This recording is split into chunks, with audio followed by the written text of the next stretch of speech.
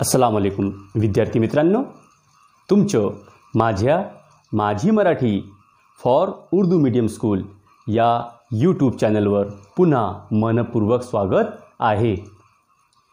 विद्यार्थी मित्रांनो, आज आपण इयत्ता 10व्या वर्गाचे पाठ 6वे मकबरा माझ्या मनातला या पाठाचे भाग 2 अभ्यासणार आहोत। या पाठाचे लेखक आहेत डॉक्टर यू.म. पठान।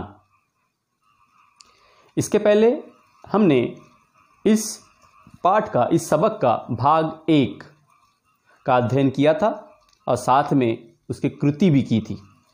उसी तरह से आज हम इस पाठ में अशा वेळी मी यहाँ से लेकर मला सावरलं आहे यहाँ तक आज हम पढ़ने जा रहे हैं और साथ में ही इसी वीडियो में ही आपको इन पैसेजेस पे, इन उतारों पर आधारित कृति भी आपको समझाई जाएंगी।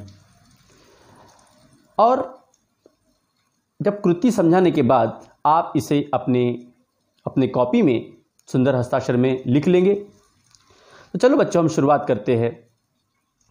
उससे पहले हम अपनी मराठी की किताबें निकाल लेंगे और साथ में एक पेंसिल भी निकाल लेंगे, ताकि समझाते समय जब हमें शब्दार्थ समझाया जाए तो आप उसे नोट डाउन कर लेंगे। तर चला विद्यार्थ्यांनो, आता आपण पाठाला सुरुवात करू। पान क्रमांक 14। अशा वेळी मी विद्यापीठ गेटमधून गेलो तरी माझं मन मात्र उदासवान होत असतं। खरं तर गेटमधून उंचावरून समोरचे डोंगर किती छान दिसतात। श्रावणातील हिरव्या लवीनं ते मोठे गोजीरवानं दिसतात। क्षणात पडणाऱ्या पावसाच्या सरीनं ते न्हाऊन निघतात। त्यांची कांती तजोमय झालेली असते। क्षणात पडणाऱ्या कोवळ्या उन्हानं ते तुकतुकीत दिसायला लागतात। त्यांच्यातून ओसळणारे झरे मी प्रत्येक वर्षी माझ्या मनाच्या कोशात खोल खोल दडवून ठेवतो। या झऱ्यांचे तुषार माझ्या मनाला नेहमीच फुलवत असतात। दुरूनच निपट निरंजनाची समाधी त्या आसमंताला शुचितेची, पावित्र्याची जणू साधच देत असते। विद्यापीठ गेटमधून वाटचाल सुरू झाली की डांबरी रस्त्याची नागिन कधी सरळ तर कधी नागमोडी वळण घेतं। अतिथीगृहावरून नि मुलांच्या वसतिगृहावरून सावकाश सरपट जात असते। विज्ञान विभागांना एका अंगाला टाकून जेव्हा मी कला विद्याशाखेच्या इमारतीकडे वळू लागते, त्याच वेळी मी शेडमध्ये स्कूटर ठेवून माझ्या अभ्यासिकेकडे येत असतो। खरं तर शेडमध्ये स्कूटर ठेवत असताना मकबरा माझ्या पापणीच्या कडेत मला दिसत असतो। त्याच्याकडे पाहण्याचं साहस मला होत नाही। खालच्या मानेनं मी ब्रीफकेस हेलकावत माझ्या अभ्यासिकेत प्रवेश करतो। वाटेत भेटणाऱ्या माझ्या विद्यार्थ्यांची सस्मित भेट घेत पण अभ्यासिकेत येताच समोरच्या खिडक्यांच्या कानात दत्त म्हणून उभा असतो मकबरा। तर विद्यार्थ्यांनो, या पाठामध्ये मकबरा माझ्या मनातला या पाठामध्ये डॉक्टर यू.म. पठान यांनी त्यांच्या व मकबऱ्यांच्या संबंधात असलेले जीवाभावाचे स्नेही म्हणजे मैत्री त्यांनी या पाठामध्ये वर्णन केले आहे। तो लेखक ने इस पाठ में मकबरा और उनके दरमियान जो दोस्ती थी उसका वर्णन इस पाठ में लेखक यूमा पठान ने किया है। अब बच्चे, एक सोचने लायक बात है कि एक मकबरा और लेखक मतलब एक इंसान, इन दोनों में दोस्ती कैसी हो सकती है? तो वही लेखक वही समझा रहे हैं कि किस तरह से उन्हें उस बेजान मकबरे से दोस्ती हो गई। उसका वर्णन इस पाठ में लेखक ने किया है और लेखक उसे अपने सुख दुख का साथी भी मानते हैं। लेखक उसे अपने यश और अपयश का भी वर्णन उससे करते हैं और हर रोज की घटनाएं जो घटित हुई है उसका भी वर्णन वो दोनों आपस में करते हैं, ऐसा लेखक सोचते हैं। चला आता आपण या उतारायला सुरुवात करू। अशा वेळी मी विद्यापीठ गेटमधून गेलो तरी माझं मन मात्र उदासवानं होत असतं। बच्चों, मैं शब्दार्थ बता रहा हूं, आप लोग नोट कर लेंगे। विद्यापीठ अंडरलाइन कर लीजिए, विद्यापीठ मतलब यूनिवर्सिटी। उदासवान, उदास होने मतलब उदास होना, कहीं मन न लगना। तो लेखक कहते हैं कि ऐसे समय मैं जब यूनिवर्सिटी के गेट से अंदर आता हूं तो मुझे उदास लगता है। और लेखकाचं मन कुठेही लागत नाही। पुढं, खरं तर गेटमधून उंचावरून समोरचे डोंगर किती छान दिसतात। श्रावणातील हिरव्या लवीनं ते मोठे गोजीरवाने वाटतात। अब लेखक विद्यापीठ गेट से अपनी स्कूटर से इंटर हो गए, अंदर आ गए।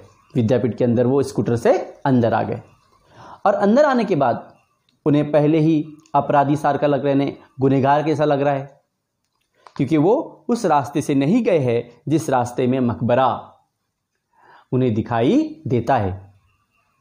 आमना सामना जिन मकबरा और लेखक का होता है वहां से वो लेखक नहीं गए, ये जयसिंहपुर होते हुए दूसरे रास्ते से निकल गए। तो लेखक कहते हैं कि जब मैं विद्यापीठ में आया तो मुझे उदास लग रहा है, मेरा मन कहीं लग नहीं रहा है। उसके बाद चला शब्दार्थ बघू। डोंगर, डोंगर मतलब पहाड़। छान, छान मतलब बहुत अच्छा। श्रावण, श्रावण मराठी महीने का नाम है। बारिश में यह महीना होता है। गोजीरवाने, गोजीरवाने मतलब बहुत ही खूबसूरत। तो लेखक कहते हैं कि जब वो यूनिवर्सिटी के गेट से अंदर आते हैं तो उन्हें उस मकबरे की तरफ डोंगर नजर आते हैं, वहाँ का नैसर्गिक दृश्य उन्हें नजर आता है। तो वो डोंगर बहुत ही ज़्यादा खूबसूरत नजर आते हैं। वो डोंगर के बारे में कहते हैं, क्या बोल रहे देखिए, श्रावणातील हिरव्या लवीनं ते मोठे गोजीरवाने वाटतात। क्षणात पडणाऱ्या पावसाच्या सरीनं ते न्हाऊन निघतात। त्यांची कांती तेजोमय झालेली असते। तो डोंगर बहुत ही खूबसूरत नजर आता है और बारिश के मौसम में उसकी खूबसूरती में और बाहर आ जाती है और बारिश की बूंदों में वो पूरी तरह से नहाकर निकल जाता है, सुंदर दिखाई देता है। और उसके ऊपर यानी डोंगर के ऊपर, पर्वत के ऊपर जो छोटी छोटी घास है, जो वो अलग तरह से उसके अंदर चमक नजर आती है। पुढं, क्षणात पडणाऱ्या कोवळ्या उन्हानं ते तुकतुकीत दिसायला लागतात। त्यांच्यातून ओसळणारे झरे मी प्रत्येक वर्षी माझ्या मनाच्या कोशात खोल खोल दळवून ठेवतो। या झऱ्यांचे तुषार माझ्या मनाला नेहमीच खुलवत फुलवत असतात। विद्यार्थ्यांनो शब्दार्थ बघा। गोजीरवाने मतलब खूबसूरत। क्षण, क्षण मतलब लम्हा। कांति मतलब कि घास के ऊपर का भाग। तुकतुकित मतलब तरोताज़ा। ओसंडनारे झरे, ओसंडनारे झरे, ओसंडनारे मतलब बहने वाले और झरे मतलब झरने। तो उस पहाड़ों से जो झरने बहते हैं उन्हें लेखक कहते हैं ओसंडनारे झरे। तुषार, तुषार मतलब फव्वारे, फाउंटेन। तो लेखक कहते हैं कि वो बारिश के मौसम में वो पहाड़ बहुत ही ज़्यादा खूबसूरत नज़र आते हैं। और इतना ही नहीं, उन पहाड़ों से होकर जो झरने गुजरते हैं वो भी बहुत ज़्यादा खूबसूरत नज़र आते हैं। और उनकी खूबसूरती लेखक अपने मनाच्या कोशात मतलब दिल के कोने में उसे जगह देते हैं, संभाल कर रखते हैं। और उन झरनों में से जो फव्वारे निकलते हैं वो फव्वारे लेखक के मन को खुलवत फुलवत रहते हैं, मतलब लेखक को तरोताज़ा रखते हैं।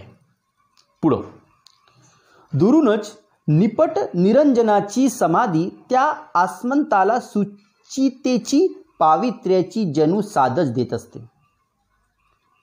और उसी डोंगर पे उन्हें निपट रंजनाची एक समाधि नजर आती है और वो समाधि उस खूबसूरत नज़ारे को, उस खूबसूरत मंजर को और ज़्यादा खूबसूरत करती है।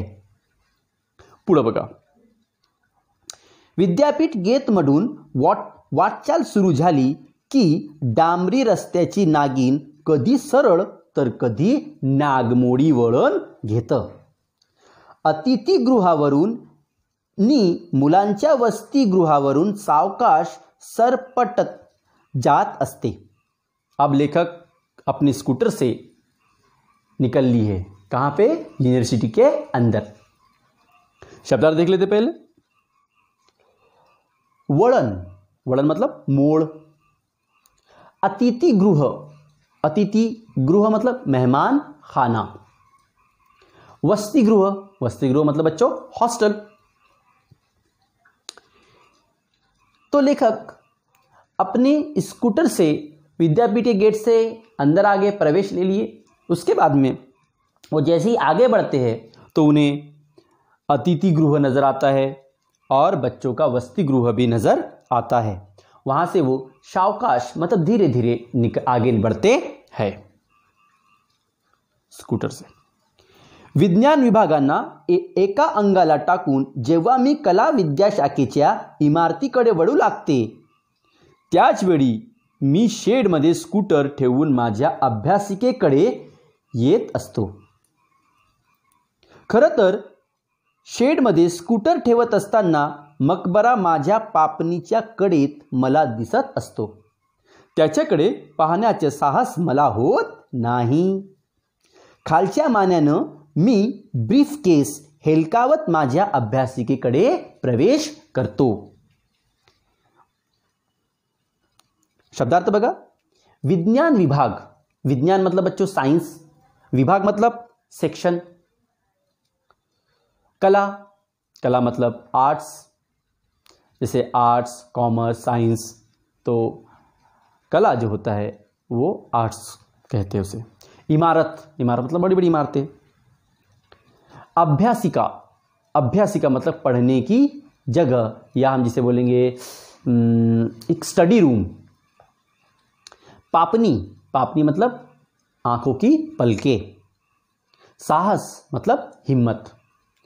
अब लेखक अपने अभ्यासिके की तरफ, अपने स्टडी रूम की तरफ स्कूटर से अपना ब्रीफ केस लिए अंदर जा रहे हैं। रास्ते में उन्हें विज्ञान शाखा नजर आती है और विज्ञान शाखे के उस रास्ते से होकर वो अपने अभ्यासिके की तरफ बढ़ते हैं। आगे तो लेखक बढ़ रहे हैं लेकिन उनकी पलकों में अभी भी उन्हें मकबरा नजर आता है। क्यों? क्योंकि आज मकबरे से उनका आमना सामना नहीं हुआ है। और लेखक अपनी स्कूटर शेड में पार्क कर देते हैं। शेड मतलब पता है ना आपको, जैसे बारिश धूप वगैरह नहीं लगने को ना, तो टीन का ऐसा पार्किंग के लिए एक छत जैसी बनाई जाती है, उसे शेड कहा गया है। तो शेड में लेखक अपनी स्कूटर पार करके आगे बढ़ते हैं, लेकिन लेखक को आगे बढ़ने की हिम्मत नहीं हो रही है। क्यों नहीं हो रही है? क्योंकि लेखक अभी भी उस मकबरे के बारे में सोच रहे हैं, उससे डर रहे हैं। खालच्या मानेनं मी ब्रीफकेस हेलकावत माझ्या अभ्यासिकेत प्रवेश करतो। तो लेखक डर डर के नीचे मुंडी डालकर हाथ में ब्रीफकेस लिए अपने अभ्यासिका में, अपने स्टडी रूम में एंट्री करते हैं। चला पुढं, पान क्रमांक 15. वाटेत भेटणाऱ्या माझ्या विद्यार्थ्यांची सस्मित भेट घेत घेत पण अभ्यासिकेत येताच समोरच्या खिडक्यांच्या कानात दत्त म्हणून उभा असतो मकबरा। अब लेखक सस्मित भेंट मतलब मुस्कुराते हुए मुलाकात लेना। अब लेखक अपना ब्रीफकेस लेकर अपने अभ्यासिके की तरफ निकल पड़ते हैं। तो रास्ते में बच्चों से इन्हें सस्मित भेंट करते हुए वो आगे बढ़ते हैं। और जैसे ही वो अपने अभ्यासिका में स्टडी रूम में जैसे ही दाखिल होते हैं तो सामने ही उन्हें उस कांच की खिड़की में से उन्हें नजर आता है मकबरा। दत्त म्हणून कानात दत्त म्हणून उभा असतो मकबरा। तो सामने उन्हें मकबरा नजर आता है। अब लेखक ने ऐसा इमेजिन किया है, ऐसा सोचा है कि मकबरा और लेखक आपस में बात कर रहे हैं, जैसे दो दोस्त आपस में बात करते हैं। तो देखते हैं बच्चों, मकबरा क्या कहता है। चकवलंस ना आज मला? तो म्हणतो मी। थोडा वेळ थांबला असतास तर पुलावरचं पाणी कमी झालं नसतं का? मग माझ्या वाटेनं विद्यापीठाला नसतं का जात आलं? अब लेखक सोच रहे हैं कि दोनों आपस में बात कर रहे हैं। चकवने मतलब चकमा देना, थामने मतलब रुक जाना, वाट मतलब रास्ता। तो दोनों में आपस में बात हो रही है। किसमें? मकबरा और लेखक में आपस में बात हो रही है। तो मकबरा कहता है, क्यों, आज तूने मुझे चकमा दिया ना? तो लेखक भी जवाब देते हैं, चकमा दिया मैंने। तो मकबरा कहता है, थोड़ी देर अगर रुक जाता तो पुल पे का पानी थोड़ा कम हो जाता, फिर उस रास्ते से गुजरते हुए तू विद्यापीठ की तरफ मुझसे मुलाकात करते हुए निकल जा सकता था। लेखक कहते हो पण, लेखक कहते हाँ तुम ठीक कह रहे हो, लेकिन। अब मकबरा क्या कहता है, पण नाही नि बिन नाही, तुला आज मला चुकवायचं होतं, भेटायचाच नव्हतं। अब मकबरा को कहता है, तो सब बहानेबाजी है। पण नहीं नि बिन नहीं मतलब लेकिन कुछ नहीं, आज तुझे मुझसे मुलाकात करना ही नहीं था। ऐसा मकबरा लेखक को पूछ रहा है, लेखक को बोल रहा है, ऐसी लेखक की सोच है। लेखक क्या सफाई देते हैं, नहीं रे तसं नहीं रे वैसा नहीं। पुढं, मी गयावया करत म्हणतो नि तो पुन्हा दरडावून म्हणतो, पण नाही नि बिन नाही, तुला चुकवायचंच होतं, नक्की चुकवायचं होतं। आताशा तुला कंटाळा येतोय ना माझ्या? मला कालच सारं सांगायचं होतं नि तू मात्र सरळ आग्र्याहून सुटका करून घेतली जयसिंगपुराच्या वाटेनं। शब्दार्थ देखते हैं। गयावया करने म्हणजे मतलब गुजारिश करना, रिक्वेस्ट करना। ये एक वाक्य प्रचार है बच्चों। इसका हम मराठी में वाक्य उपयोग अगर करें तो ऐसा बनेगा कि राधा वडिलांना खेळणीसाठी गयावया करू लागली। पुढं, दरडवून सांगणे मतलब डट के कहना, जोरों से कहना। कंटाळा मतलब बच्चों उकता जाना। काल मतलब कल, जो गुजर गया कल। तो लेखक मकबरे को गया वया कर रहे हैं, रिक्वेस्ट कर रहे हैं, समझा रहे हैं कि नहीं, मैं जानबूझ के मैं तेरे रास्ते से नहीं गुजरा, ऐसा नहीं है। लेकिन मकबरा उन्हें डटकर कहता है, क्या कहता है? पन नहीं निबिन नहीं, पन भी नहीं और बिन भी नहीं, तुझे आज मुझसे मुलाकात करना ही नहीं था, तुझे अब मेरा कंटाड़ा आने लगा है, अब तू मुझसे बेजार हो गया है, तू मुझसे उकता गया है। ऐसा अगर था तो तू मुझे कल ही बता देता कि तुझे जयसिंहपुर के रास्ते से जाना है। जैसे दो दोस्त आपस में झगड़ते हैं, उसी तरह से लेखक ये सोच रहे हैं कि मकबरा और लेखक आपस में झगड़ रहे हैं, आपस में एक दूसरे को बोल रहे हैं। आगे देखते हैं। अन मग मकबरा खो खो करून हसू लागतो, मीही त्याच्याबरोबर मनसोक्त हसतो। खूप खूप हसून झाल्यावर तो मला म्हणतो, असं नाही हं करायचं पुन्हा, आणि मीही त्याला म्हणतो, असं नाही हं करायचं पुन्हा। हाँ, अब दोनों की आपस में बात होती है और दोनों मजे से मनसोक्त मतलब दिल खोल कर हंसते हैं और दोनों एक दूसरे को कहते हैं कि अब ऐसा नहीं करना। पुढं,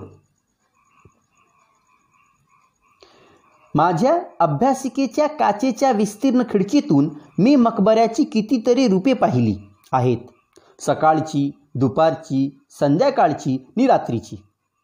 माझ्या जीवनातले उन्हाळे, पावसाळे नि हिवाळेही मकबऱ्यानं पाहिले आहे। अब लेखक कहते हैं, हाँ पहले हम शब्दार्थ समझ लेते बच्चों। विस्तीर्ण, विस्तीर्ण मतलब बहुत ही बड़ा। रूप, रूप मतलब शक्लें। सकाळ, सकाळ मतलब सुबह। दोपहर मतलब दोपहर। संध्याकाळ मतलब शाम। उसी तरह से उन्हाळा, पावसाळा, हिवाळा हे 3 ऋतूंची नावे आहेत। उन्हाळा मतलब बच्चों गर्मी का मौसम, पावसाळा मतलब बारिश का मौसम, आणि हिवाळा मतलब ठंडी का मौसम या सर्दी का मौसम। तो लेखक कहते हैं कि लेखक अभ्यासिका में आ गए हैं और उन्हें अपनी अभ्यासिका के विस्तीर्ण खिड़की से, बड़ी खिड़की से उन्हें मकबरा नजर आता है और मकबरा उनका बहुत ज़्यादा जिगरी दोस्त है। और लेखक ने मकबरे की हर शक्लें देखी थी, सकाळची, दुपारची, संध्याकाळची नि रात्रीची।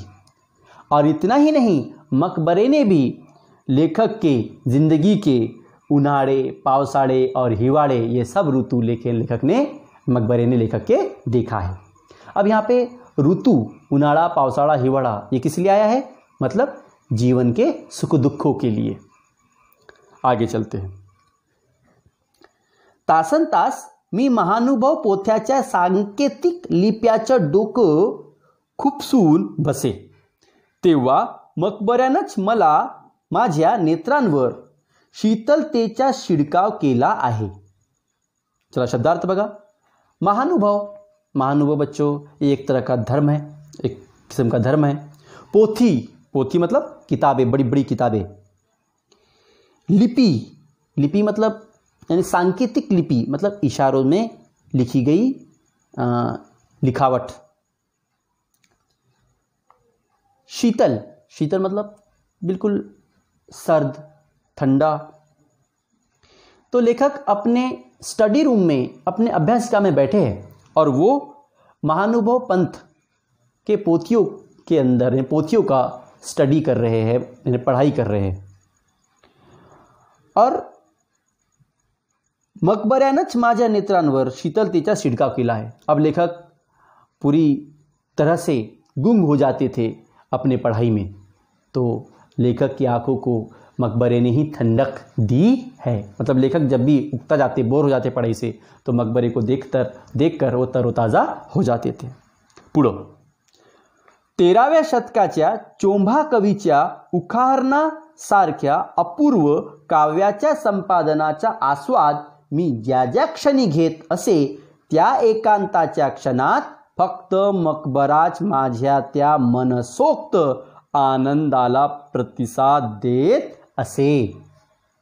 शब्दार्थ बघा, चोंभा। चोंभा ये एक कवि है जो 13वीं शताब्दी में इन्होंने लेखन किया है। उकाहरना। उकाहरना ये चोंभा कवि की लिखी हुई किताबें। आस्वाद मतलब मजा लेना। क्षण। क्षण मतलब बच्चों लम्हा। एकांत। एकांत मतलब बच्चों तन्हाई। मनसोक्त मतलब दिल खोलकर। प्रतिसाद मतलब दाद देना, सपोर्ट करना। तो लेखक कहते हैं कि जब मैं चोंभा कवि की उकाहरना किताबें पढ़ते हुए बैठता था तो मैं उसमें गुम हो जाता था, मैं उसका आस्वाद लेता था, हर लम्हे का मैं आस्वाद लेता था। बहुत ध्यान से लेखक पढ़ते थे और उस हर एक क्षण का दोस्त था लेखक का मकबरा, और दोनों भी एक दूसरे का प्रतिसाद, मनसोक्त प्रतिसाद देते थे, एक दूसरे को सपोर्ट किया करते थे, एक दूसरे के दोनों दोस्त थे। मराठवाड्यातल्या मराठी शिलालेखांच्या कोरीव अक्षरांच्या खोबणीत जेव्हा माझे डोळे तासनतास धसत थकून रुतून जात तेव्हा मकबऱ्याच्या मिनारांनीच माझ्या पाठीवर मायेचा हात फिरवला आहे। शिलालेख। शिलालेख मतलब बच्चों, शिला मतलब शील मतलब बच्चों होते हैं पत्थर, और लेख मतलब लिखावट। तो पत्थरों की लिखावट जिसको आप उर्दू में कुतबा बोलेंगे। और लेखक कहते हैं कि जब मैं मराठवाड़े की, मराठी में लिखी हुई पत्थरों की जब मैं पढ़ाई करता था तो मैं अपनी आँखों से बहुत ज़्यादा गहराई से देखना पड़ता था। तो उस समय मुझे आँखों में थकावट हो जाती थी, लेकिन उस समय भी मकबरा मेरे सपोर्ट में मुझसे वो माँ की तरह आकर मुझे अपने ममता के साये में मुझे रखता था और मुझे थकावट बिल्कुल महसूस नहीं होती थी। लास्ट। माझ्या अभ्यासिकेच्या काचेच्या खिडकीतून हात लांब करत आपल्या नाजूक बोटांनी त्यानेच मला सावरलं आहे। सावरलं मतलब कि संभालना। लेखक कहते हैं कि अभ्यासिके में जब लेखक पढ़ते हुए बैठते थे, स्टडी करते हुए बैठते थे, तो जब भी उन्हें थकावट दूर होती थी, थकावट लगती थी, तो मकबरा ही उसके ममता का हाथ लाकर उनकी थकावट दूर करता था, और इसी तरह से वो उनके साथ, लेखक के साथ वो हमेशा रहता है। इस तरह से लेखक ने मकबरा और उनके बारे में हमें इस पाठ में, इस पैराग्राफ में समझाया है। और इस उतारे का अध्ययन करने के बाद हमें ऐसा लगता है कि लेखक में और मकबरे में दोस्ती और माया मतलब ममत्व का भी नाता था। तो बच्चों अब हम चलते हैं इन उतारों के ऊपर आधारित कृति करने। अगर आपको ये वीडियो अच्छी लगी हो तो इसे लाइक करें और मेरे चॅनल को सबस्क्राईब करें। चला विद्यार्थ्यांनो, आता आपण पाठ 6 मकबरा माझ्या मनातला भाग 2 यावर आधारित आता आपण कृती करणार आहोत। हमने अभी किताब के 3 पैराग्राफ का अध्ययन किया है। अब हम उन उतारों पर आधारित कृति करेंगे। प्रश्न पहला, खालील उतारा वाचा व कृति पूर्ण करा। पैराग्राफ पढ़ना है हमें और ये दी गई कृतियों को पूरा करना है। पहली कृति क्या है बच्चों? 1, गेट मधून डोंगर दिसते। यूनिवर्सिटी के गेट से डोंगर मतलब पहाड़ कैसा नजर आता है? उत्तर, छान, गोजीरवाने, तजोमय आणि तुकतुकीत। चला आता आपण पुढं जाऊ। चला, कृती आ, एका शब्दात उत्तरे लिहा। एक शब्दों में हमें उत्तर लिखना है।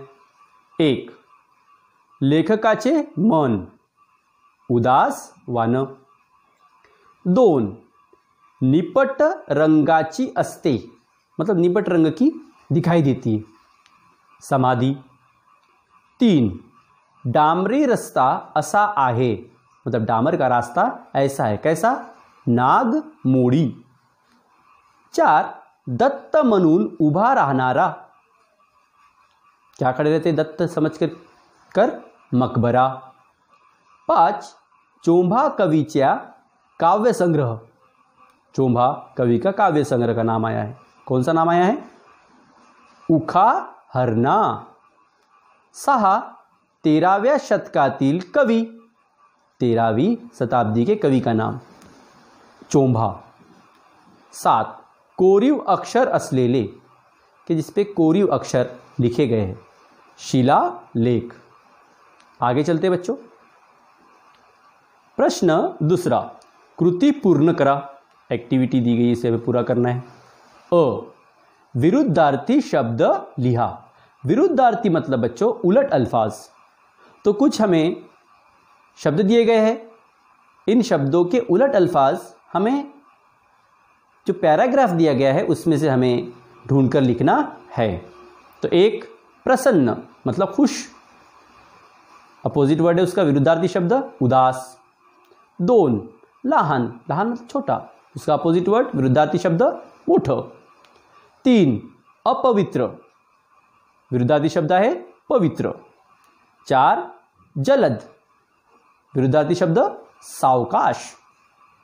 5, दुःख, विरुद्धार्थी शब्द आनंद। 6, आखूड, याचा विरुद्धार्थी शब्द दिलेला आहे लांब। चला पुढं। आ, लिंग ओळखा। तो बच्चों कुछ नाम दिए गए हैं, जैसे मकबरा, गेट, डोंगर, विद्यापीठ, वाट, नागिन। इन नाउन्स का हमें लिंग पहचानना है। लिंग तो पता है हमें, 3 लिंग है, पुल्लिंग, स्त्रीलिंग और नपुंसकलिंग। तो देखते हैं पहला, 1, मकबरा पुल्लिंग आहे। 2, विद्यापीठ हे नपुंसकलिंग आहे। 3, गेट नपुंसकलिंग आहे। 4, वाट स्त्रीलिंग। 5, डोंगर पुल्लिंग आहे। 6, नागिन स्त्रीलिंग आहे। चला मुलांना आता आपण शेवटली कृती करू। प्रश्न तीसरा, स्वमत। ये 2 गुणों के लिए होता है बच्चों, 2 गुणों के लिए ये परीक्षा में प्रश्न पूछा जाता है। इस प्रश्न का उत्तर हमें अपने शब्दों में देना होता है। देखते हैं प्रश्न क्या है। मकबऱ्याच्या मिनारांनीच माझ्या पाठीवर मायेचा हात फिरवला आहे। लेखकाचे विचार तुमच्या शब्दात लिहा। तो लेखक ने कहा है कि मकबरे के मीनारों ने ही मेरे पीठ पे ममता से हाथ फेरे हैं। तो ऐसे लेखक का विचार है, सोच है, इसे हमें अपने शब्दों में बयान करना है, स्पष्ट करना है। देखते हैं उत्तर। मकबरा माझ्या मनातला या पाठामध्ये डॉक्टर U.M. पठाण यांनी मकबरा आणि लेखक यांच्यातील जीवाभावाच्या मैत्रीचे वर्णन लेखकाने केले आहे। पुढं, लेखक व मकबरा यांच्यात घनिष्ठ नाते आहे। लेखक त्यांचे सुखदुःख मकबऱ्याशी वाटून घेतात। मकबरा त्यांच्या मनसोक्त आनंदाला प्रतिसाद घालत असतो। लेखकाचे डोळे अभ्यास करताना थकतात तेव्हा लेखकाला असे वाटते की जणू मकबराच्या मिनारांनीच त्यांच्या पाठीवर मायेचा हात फिरवला आहे। अभ्यासिकेच्या खिडकीतून हात लांब करून जणू मकबराच्या बोटांनी त्यांना सावरलं असे लेखकाला वाटते। अशा प्रकारे लेखकाने मकबरा व त्यांच्या घनिष्ठ नात्यांचे वर्णन केले आहे। अशा प्रकारे विद्यार्थ्यांनो आपल्याला कृती करायची आहे आणि तुम्ही लिहिताना या व्हिडिओमधून स्क्रीनशॉट घ्या आणि आपल्या कॉपीमध्ये लिहून काढा। Thank you.